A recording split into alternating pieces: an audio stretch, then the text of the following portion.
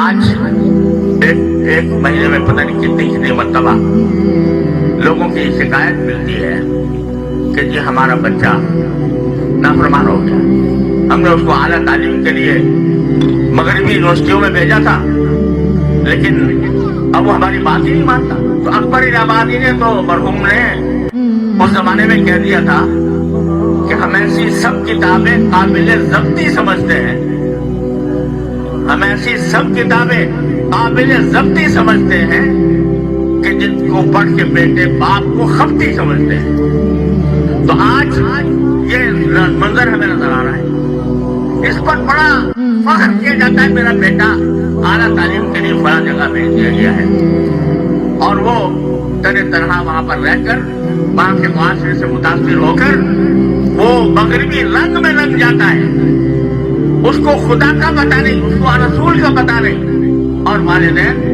बाद में आकर रोते कि जी हमने भेजा था लेकिन हाथ से निकल गया। तो क्यों हुआ ऐसा? इसलिए कि आपकी जिम्मेदारी थी कि अपने बच्चों की सही तालीम और तरबियत करें। माँ की आगोश सबसे पहला मदरसा होता है किसी बच्चे के लिए।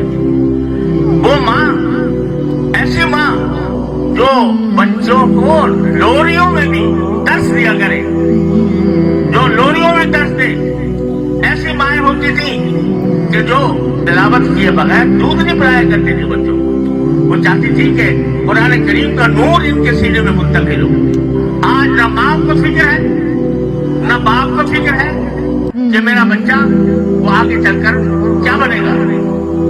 इतना तो जरूर है कि भाई थोड़ी सी उसको डिग्रियां दिलवा दी, लेकिन डिग्रियां दिलवाने के बाद बेशक वो मास्टर बन गया, वो ग्रेजुएट बन गया, वो पीएचडी हो गया, वो मास्टर कहलाने लगा, लेकिन सही इंसान भी बना कि नहीं, मुसलमान भी बना कि नहीं, ये तसव्वुर ज़हनों से ओझल होता जा रहा है।